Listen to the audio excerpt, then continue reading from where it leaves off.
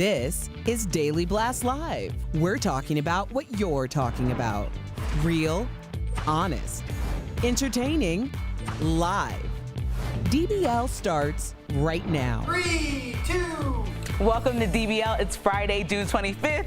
I'm here with my homies, Al and Brandon. That's how we're starting it off. I love it. Let's get started. So, have you guys been watching this story about the building collapse near Miami? Search and rescue crews are still hard at work trying to find everyone. At least 4 people have been confirmed dead, and 159 people are still missing.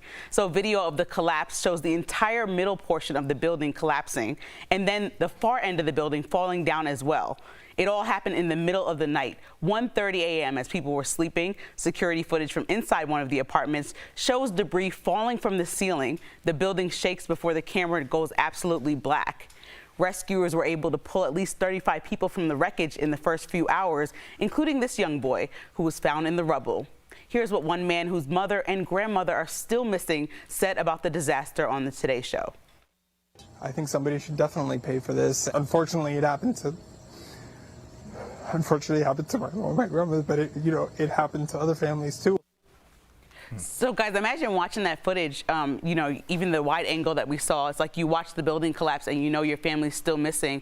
I don't know how people are having conversations about still being hopeful. Yeah, I mean, how do you process the abnormal? You know, I imagine just being there 1 a.m. in the morning, doing what we normally do at 1 a.m., just sleep, and then the building comes down, and then when you're hearing the news and you're hearing the reports, it's like you're hearing, okay, only 1 dead, 99 unaccounted for, and then you're hearing more. For some people, that's hope, but for some people, they just know that their family members are gone forever, and when that man says someone should pay, I'm not out for blood right now because I'm into the rescue and find out, like, who's missing, and let's bring them back. But at the end of the day, as we continue to go more into this story about infrastructure, the engineers, and the complaints that have been happening on this building for some time now, for years, there's going to be someone's head on the stick or heads on the stick after we rescue who we need to rescue. I think you're exactly right, Brandon. I think about, we do the true crime series on here, and we see a lot of people, and you'll see people, and they're like, my son's been missing for 35 years, and you're like, they're probably no longer with us, assuming, but people need closure. And I think what we saw with that man is just not having the closure. He probably knows that what happened to his mother and grandmother were probably not a great thing. Yeah. But you need that closure, and for, like you said, this infrastructure of this building to be so poor, and for nobody to ever have to pay. I think about what happened in Texas, Lindsay, with the power outages. Like, who paid? Like, what name do we have attached to this? We just kind of move on, like, oh, some people died. Oh, some people did? Those are people's mothers and brothers and aunts. And it's just like, in the business world, there's never any retribution. It's just like, well, we'll pay, the insurance will take care of it, and we'll just move on. Right, and that's why, to me, I watched this. So there's 12 floors in this building, and you're looking at it, and you're like, what could be the cause of it? Because everybody wants to know what happened after you don't have that closure. If they, unfortunately, don't find some of these people, then you're going to wonder, okay, was it sinking? Because that's one of the theories, that it's sinking a very small amount that they're not attributing to this cause, but they're saying that's something that was happening. And then it also went through its like 40-year inspection review, and the review said that it was fairly normal. That's a quote from the inspector saying this, for a 40-year-old building, this is a normal situation. And so, not the situation, but the actual building structure. And so that scares me. If that's normal scary, and that happens, then what's maybe the 20-year plan? And what are they going to do to check it at 20 or 15 or 10 years to make sure this doesn't happen in the future? At the end of the night, say your prayers at night. Kiss your loved ones. You don't know. It's true. It sounds cliche, Brandon, but it really is. I didn't pray last night before I went to bed, and look, that could have happened in the high rise that I went to sleep in last night. The things we argue about in life, they're just so trivial compared to real life and what's actually happening out there. All right, so we're going to move on to another serious story. All eyes will be on Minneapolis courthouse today as a former police officer, Derek Chauvin, is set to be sentenced for the murder of George Floyd. He could face up to 40 years in jail, although his defense is asking for probation and time served. People are saying he's likely to get between 25 to 30 years, but a lot of people are holding their breath, hoping and praying for some justice. Now, I know that people were saying this might be a mistrial, or they might have to do a retrial because of one of the jurors, and that the judge has completely knocked that down. So I was hopeful to hear that, because I was holding my breath for that particular reason. But what do you guys think is going to happen today? You hope everything goes well, but our justice system has been known to surprise you in a good way, and also has been known to disappoint you to the point where it makes people take to the streets. And we talk about justice, but I think this is one of the few cases where the majority of people can say that a wrong was happened here, a murder took place in front of our eyes, and we need to handle this. We don't need any probation, slap on the wrist, 5 years, halftime, we're good. None of that. handle this the way you've handled many other cases for things that were not as even egregious as this? Yeah, because we've been holding our breath now for, a year and a half now, and our generation, especially with, remember Rodney King, and remember all the things that our ancestors, not only our ancestors, our grandparents, our parents, we saw cops, something happen and then they get off. We've been holding our breath for that justice for our generation, and it's like you're sitting there and you're waiting, and is there a proper sentencing that's going to bring that hate off of our back? Because this is closure for a lot of people, in the sense of, just imagine how dark you were at that time when you were watching that video. I understand we still have a way to go with the George Floyd Justice and Policing Act, ending qualified immunity on a federal level, but this is still could be a small win as we continue to progress. And his defense team is arguing that he's a product of a broken system. And I'm like, no, George Floyd would be, in my opinion, the product of a very broken system in this country that's built on the backs of policing based in slavery. And so when I'm looking at them arguing this and wondering if he's going to speak today, I really hope that he doesn't, because like you said, not only are we waiting for that number of years of time served that he's going to get, but we also want to know what type of justice and what type of message are you going to send so that this is not happening to more black men and women in the future. And this is like setting a tone. Not just black folks, Lindsay, a society. It's very simple. Do we have a society or not? Can you do this to a human being or not? And if we decide that you can, then we no longer have a society. And that's not, I'm not even trying to make a grandiose statement with that. If that's okay, if we deem that as a group of people that that's okay what we witnessed, then we need to question what we're really doing here. But if you guys are saying you're waiting for a message, this could be, his sentencing could be sending a message. What's more of a message? Using him as some sort of scapegoat and being like, okay, we'll give him 40 years or life, or actually ending qualified immunity on a federal level? Like, what is it that would be enough for precedent? Look, jail is a deterrent, bruh. For who, though? For if the cops see that he got 40 years for that, trust me, they're human beings. They do not want to go to jail. And because there hasn't been any precedent set, we've seen Eric Garner's, the people that killed him, walk free. I think they rehired him. Yeah. To death duty. So when people see 40 years, even Amber Geiger, she only got 5 years. She'll do 2.5. If he gets 40, if he gets, like you say, you play pro football, if he gets a football jersey number, 38, something like that, trust me, the other cops, even if they want to, will not do it. But what about the ones that'll look at that like, okay, 40 years, maybe I won't just put my knee on his back for 9 minutes, but there's still qualified immunity to where I can get away with something that could be, oh, I accidentally shot you thinking it was a taser and not a gun. But I don't think just because one step towards justice and we don't have it all in one take, as Al's point always, that we can't just complain that we don't have what we're looking for. So I think that this is one step that we can call this man a murderer, and that's factual, even if he gets 1 year. And I think that's a step forward. Yeah, for sure. Great point. So, I don't know. Coming up on DBL, we're catching up with country singer Jennifer Nettles from Sugarland, and there's a new list of so-called problematic words that people want erased. Is this woke culture going too far? That's next.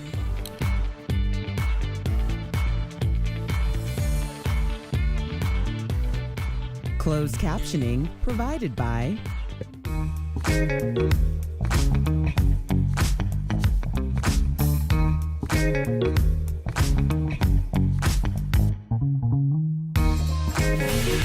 The world's reopening, and so is the office. But one study highlights the benefits from our forced experiment with virtual work. Let's connect the dots. The biggest bonus for Americans working from home: saving money. Bankrate.com says 6 out of 10 adults who worked remotely benefited financially. They didn't have to pay for things like gas or lunch. And it wasn't just a financial bonus either. 90% of people surveyed said they enjoyed the perks, like more freedom, more time with family, and more time to sleep. There were some downsides.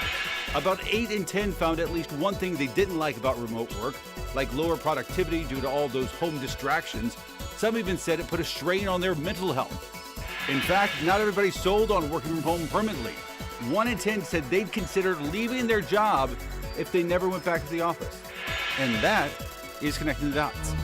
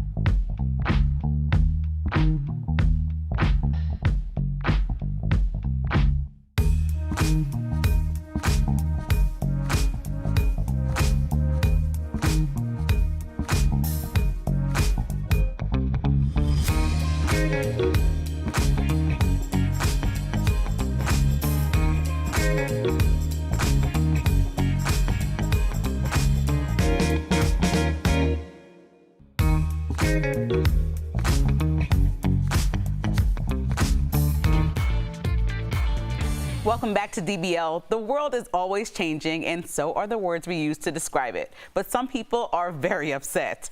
All over one university's list of potentially problematic words and phrases. They say it's woke culture going too far, but let's see what you think.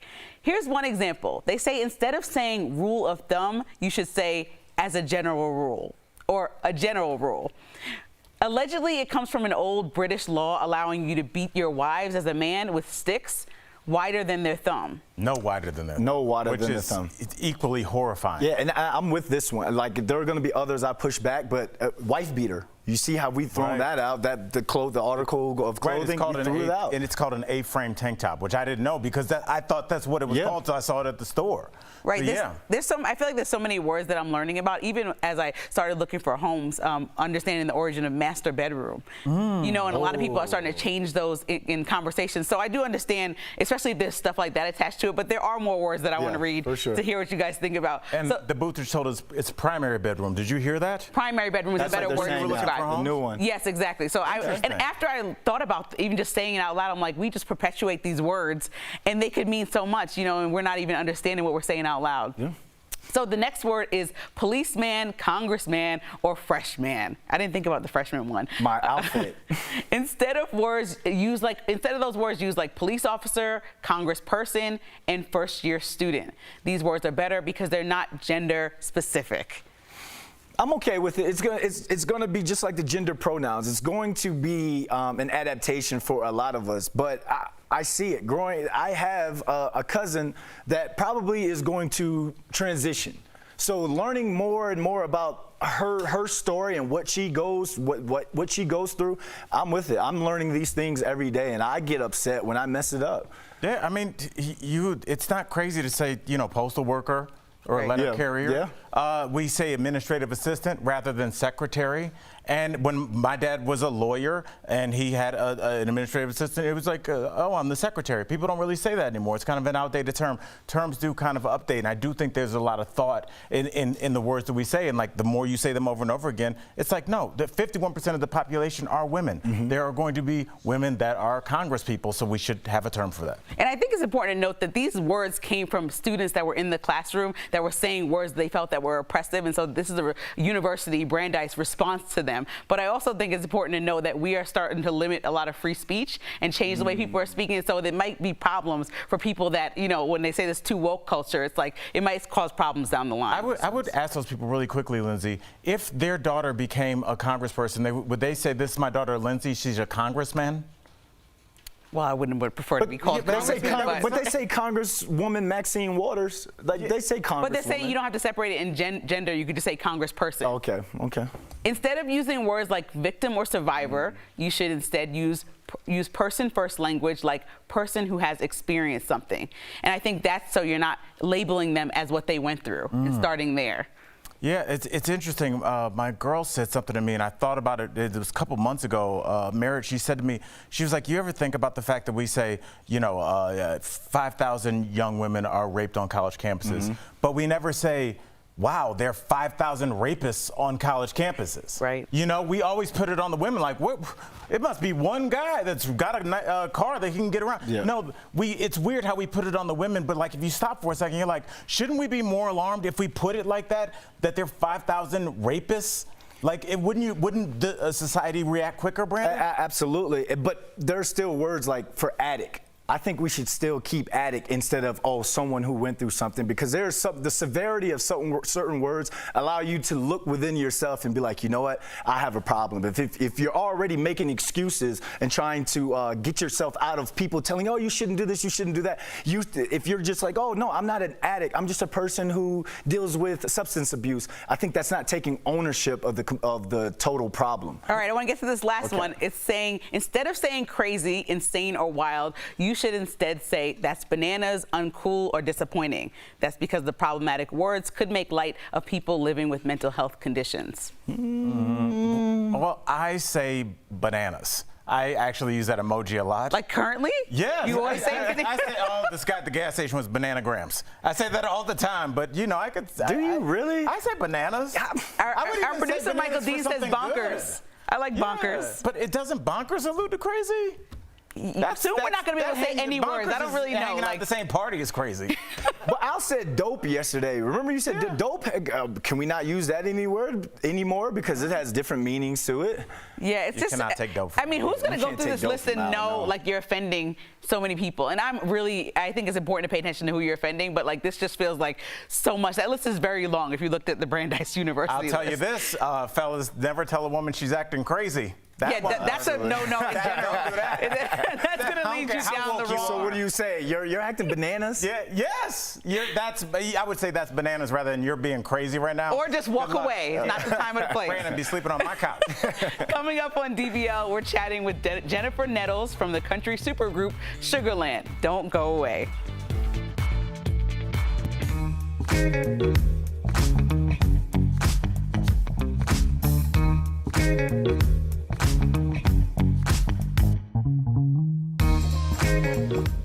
The treatment is called Aduhelm. Alzheimer News Today says it's the first treatment approved for Alzheimer's in nearly 18 years, and the first to not only treat the symptoms, but also slow the disease's progression. But it's not cheap. Treatment would cost $56 grand per year per patient. And because it would work for most of the millions of Americans on Medicare, it could have huge financial implications for that program. In fact, this drug alone could up the Medicare budget by half. We're talking about billions of dollars. On the high end, the cost for just this drug would be greater than the entire 2022 budget requested by NASA.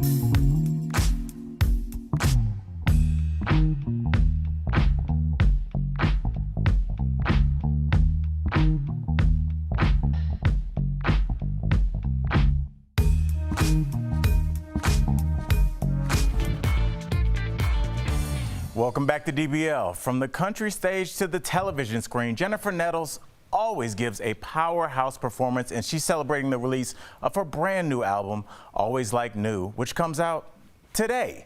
We caught up with her earlier in today's Chatting with the Stars. Jennifer Nettles, welcome to DBL. We are so excited to talk to you. Congrats, first off, Mazel Tov on the new album, Always Like New. Now, it's been called genre-defying, and I want to know what you mean about that, and what are you most excited about with this album? This album for me is such a joy. It has been a long time coming. It is classics. It's some current contemporary pieces as well from some shows you might know, like Hamilton and Dear Evan Hansen and Bridges to Madison County. But it also has some of the classics too that we all know and love, re-envisioned, reimagined, and rearranged. Needless to say, I'm quite verbose and excited about this project. Good word, verbose. I can always tell, just like before we even got started on the interview, a little behind the scenes, you and Tori just connected like with really theater kid energy. Yeah, there's musical theater kid. Theater kid energy. It's yes, true. Jazz I love it. It's true. It is true. You honored Linda Martell with the CMT Equal Play Award, which you won last year. She was the first black female solo artist to perform at the Grand Ole Opry. So do you think modern country music has done enough to support people of color? No. Thanks for coming to my TED Talk. I do not believe that they have. I do not believe that so far, as when we can look at the numbers, and what they are, that the country community has done enough to support people of color within that industry. No, but that is an opportunity. That is an opportunity for us. That is an opportunity for people of color who I know love country music because I hear it all the time in my fans, okay? And I see it all the time in the diversity of those fans. So I believe that it is a wonderful opportunity and a big, big space for growth.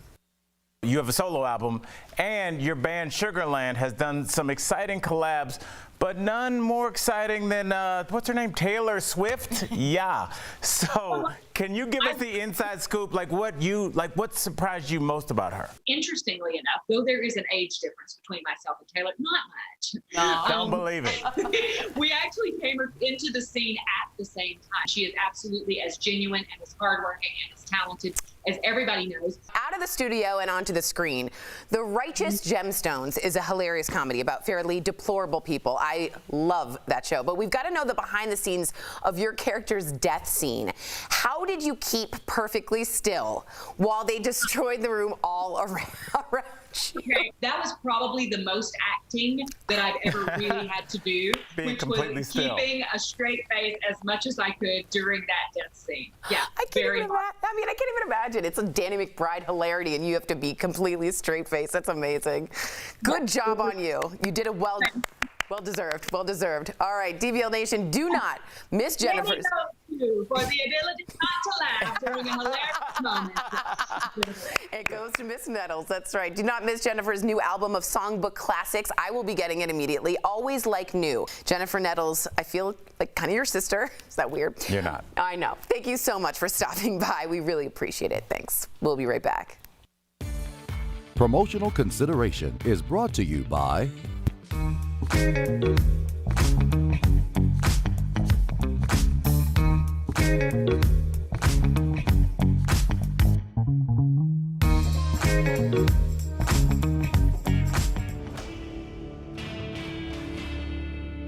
The Verify team is here to separate political spin from the facts. And after the GOP blocked a Democrat bill on voting rights, there's been a lot of claims online about the filibuster. So let's verify a few with the help of our sources. Professor Jonathan Siegel from the George Washington University, Professor Hans Noel from Georgetown University, and the U.S. Constitution. First off, here's what the filibuster is. Essentially, it's a political maneuver in the Senate in which the minority can stop the vote on any bill. The only way to end the filibuster is with 60 votes. So that leads to our first claim. Democrat Representative Hakeem Jeffries tweeted, quote, "Now might be a good time to remind America that the filibuster does not appear anywhere in the Constitution." So is that true? It's completely true that the filibuster is not in the Constitution. The Senate rules, as originally drafted, did not contain a rule for forcing a vote, forcing debate to end and have something come to a vote. That meant that a lawmaker could delay a vote indefinitely using the filibuster. That was until 1917, when the Senate changed their rules, allowing a supermajority of 67 senators to force the end of debate. In 1975, that was lowered to 60. Okay, next claim. Many on social media point out that Democrats also used the filibuster dozens of times during the Trump years. So let's verify if that's true. For hard data, we looked at the legislative record listed on the Senate website, which keeps track of how many times the Senate has voted to end a filibuster. We found that the filibuster prevented the passage of at least 39 measures during that 4-year period. Although our experts say there are likely many more bills that never came to be due to the mere threat of the filibuster. So definitely, Democrats have used the threat of the filibuster as a negotiating leverage. Both parties have. With your Verify, this is Evan Kozloff at the Capitol.